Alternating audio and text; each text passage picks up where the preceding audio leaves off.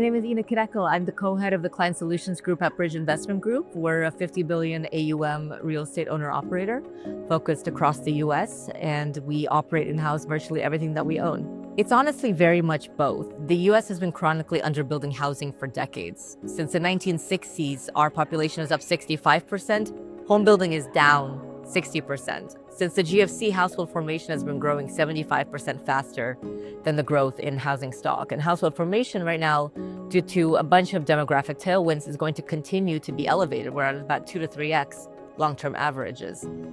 Right now, everyone's been hearing about peak supply, but actually, as a country, we've been only building about 350,000 units on average. So to meet even 1 million units of shortfall, we would need to double production for at least several years. And we just haven't seen that level of sustained production since the 1970s. Even in this peak year, we're at about 650,000 units or so. It's already starting to drop off a cliff. So we're not building enough housing, period, whether it's multifamily or single family rental. But there's also very acutely an affordable housing crisis. The National Low Income Housing Coalition estimates that we're 7.3 million units short of affordable housing. If you look over the last 25 years, the share of Class A housing is up 18%. The share of Class BC is actually down 18%. More than 1 in 2 Americans today is cost burdened by housing. 27% are extremely cost burdened.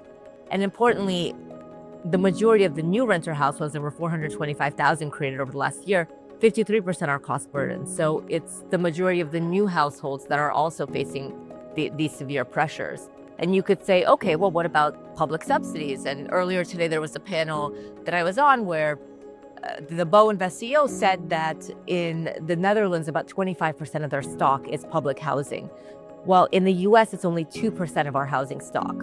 And there's actually 30% less of it today than there was 30 years ago. Plus, we have about 650,000 units of LIHTC rolling off by 2030. It also has $70 billion of unmet capital needs, so it's in really bad shape. And if you think about Section 8 housing vouchers, it's no better. Only 1 in 4 that qualify by income can actually access the vouchers. 40% have to give them back because either landlords are not taking them or the rent is still too expensive. And then if you look at the homeless population since the pandemic, but really we're at peak levels since any time since 2007 in terms of the homeless population. So it is very much both. There's definitely a disparity in markets right now. In 2021, when rates were low, you could invest in any market and you would do well because the rent growth was so strong. That is no longer the case. Now you really have to look at the absorption and demand picture over the long run and also what's happening with supply. There are 9 markets in the US that are still to hit peak supply. And that includes markets such as Austin, which has been one of the hottest markets for this past cycle. We like markets where there's a lot of demand coming. DC is a great market right now, Boston, Las Vegas, actually San Diego. And if you look at a market like DC, just as a data point, so this year there were 14,000 new units that came online, 13,600 units of absorption. So really neck and neck. And as a result, we still had rent growth in that market, about 3%. Next year, there will be more supply than this year, about 15,000 units. But absorption is also growing significantly, about 22,000 units. So that's why we're going to see vacancy drop in that market. We expect it's going to go from about 4.7% to 3.6% over that time period. And you contrast that to a market such as Charlotte, where it's still yet to hit peak supply, but demand in Charlotte, but also in the Sun Belt more broadly, is still high. And so Charlotte, despite the fact that it's yet to hit its peak supply picture, it has over 100% year over year demand. And so that's still a market that we like a lot. There are really 3 main challenges to providing workforce and affordable housing in the US today. 1 is building, 2 is operating, and 3 is meeting resident needs beyond just rent. So as it relates to building, construction costs since the pandemic are up 35%. It's virtually impossible to build anything except for Class A luxury housing. And we're definitely not building enough government subsidized housing. Only about 90,000 units of LIHTC are built each year. We have 15.5 million residents that earn less than 50% of AMI. So it's really a drop in the bucket. And there's a concept called filtering, which is effectively any housing is helpful. So as long as you build housing today, eventually it will filter through the system and become more affordable. Problem is that the housing that we're building today is expensive. The gap right now between new construction and, say, 1970s vintage housing is over $700. So at that level of gap, the filtering process is going to take a very long time. The other problem is operating. The US housing market has old stock. So I mentioned already that the government subsidized housing has about 70 billion of unmet capital needs. It's the same thing for overall market rate housing as well. The US is losing about 250,000 units a year just from obsolescence and poor management. The median age right now of a house is 45 years. It was 29 years in 2000. So it's old, it has deferred maintenance, it's not in great shape. And then finally, rent is only one part of the cost equation for a family. There's also food, there's taking care of their families, their kids, there's health equity. And so as a landlord, can you do more? Can you meet their needs beyond just rent, beyond just four walls and a roof, and bring down cost of living beyond just the rent that you're charging them? We try to tackle each of these individually at Bridge. As it relates to building, because it's so difficult to build without public-private partnership, and we do certainly take advantage of that where we can do it cost effectively and on a localized level. Most of what we do is the preservation and rehabilitation of existing housing, older vintage housing that's really in need of rehabilitation. And our mandate is that at least 51% of units at every property earn less than 80% of area median income and pay less than 30% of their income on rent, such that they're not cost burdened. And it's interesting, we're well ahead of that 51% minimum. We're closer to 80% or so. But about half of our resident base actually earns less than 60% of AMI. That's a population that conceptually could get into government subsidized housing by income, except they can't because only 1 in 10 that qualify can actually access government subsidized housing. And that's why it's so important to be able to provide a preservation strategy that keeps affordable rent for these families. We also do manufactured housing, which we think is an elegant solution to the affordable housing crisis given the income level. But also, if you operate it responsibly, is a great asset class with steady cash flows and really attractive fundamentals and return streams. As it relates to operating, what we do is, because we're buying typically older vintage housing, we have to rehabilitate every single unit. So we'll touch up every unit for environmental sustainability and longevity so that doesn't fall apart. And typically we'll do a tiered renovation approach such that effectively the units that get the marble countertop and the full upgrades help to subsidize the remainder of the units that get more of a light touch. And then you're able to maintain the overall asset level affordability. And then we spend our CapEx dollars on what really matters to residents. So we'll take out a swimming pool that's falling apart and we'll make a really nice swimming area. We'll take out a tennis court that's in disarray and we'll put a soccer field with a track around it, which is a hugely popular amenity right now, or pickleball courts and dog parks and fitness areas and play areas for children. And then we have the Bridge special sauce, which is that we take 15% of our management fee and we use it to fund a dedicated social community center at every single one of our properties, run by our nonprofit partner of 30 years, Project Access.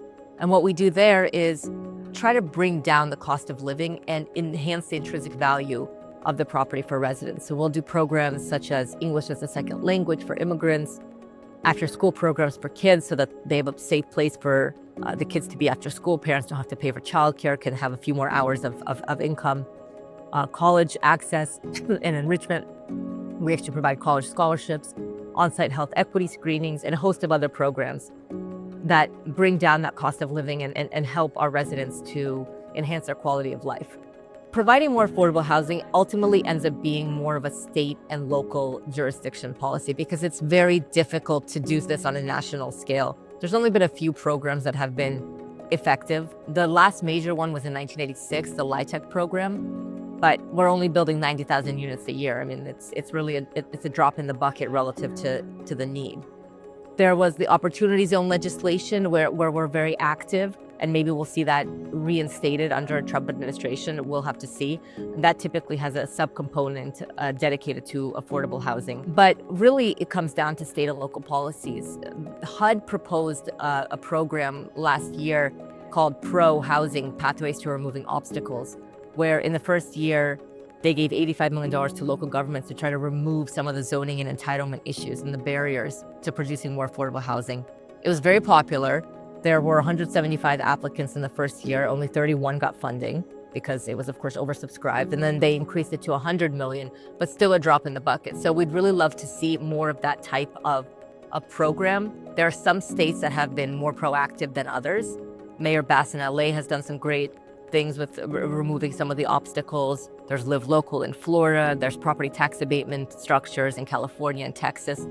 And we'd love to see more. I mean, under a Trump administration, it does seem as though there's more of a focus on the states and on autonomy of local and state governments. And so perhaps we'll see some more funding in that effort. The one national policy that has been actually quite effective is what the agencies, Fannie and Freddie, have done. They're the largest lenders in multifamily, and they have a mandate that at least half of their lending volume has to be mission-driven to support the subset of the population where we focus, the sub 80% AMI population, which is 2/3 almost of the U.S. renter base, 62%, and underserved. So over half of their lending volume of their $70 or $75 billion has to be mission-driven to help support affordable housing for that demographic. And that's been a hugely beneficial program to incentivize more private sector involvement. We'll see if there is privatization or not. It's hard to speculate at this stage, but that's been one of the success stories. Due to the repricing that's taken place in multifamily, where values are down about 25% or so on average, it is a great time to invest in residential rental. The demographic tailwinds are tremendous. They're not going away anytime soon. And the supply is dropping off of a cliff. So as a result, we think it's a great time to invest in residential rental and anywhere across the spectrum, but particularly focused on the more attainable part of the market. If you think about the sub 80% AMI population where we focus in workforce affordable housing, it's over 60% of the renter base. It's also up. It's up about 16% since 2017. We also focus on the attainable segment within our single family for rent platform, because again, that's the most underserved demographic, renters by necessity. And eventually when they get spaced out of a 2-bedroom, they need a larger space. So our view is that anywhere really on that affordable, attainable Class B or so market is a great place to invest today. And we're seeing a huge amount of investor interest in both workforce affordable housing as well as single family for rent right now. Single family for rent is definitely institutionalizing, especially post the NCREIF Odyssey inclusion changes. And as it relates to workforce affordable housing, it used to be seen as more of a niche asset class, but because of the huge opportunity set and the fact that it's tapping into the largest underserved segment of the U.S. renter base, it's emerged as a standalone asset class, distinct from multifamily and residential rental more broadly. So we're seeing global interest from pension plans, insurance companies, family offices, endowments, foundations, and really all types of institutional investor sovereign wealth funds as well that want to access these strong cash flows and attractive tailwinds and a potential for capital appreciation that the asset class provides.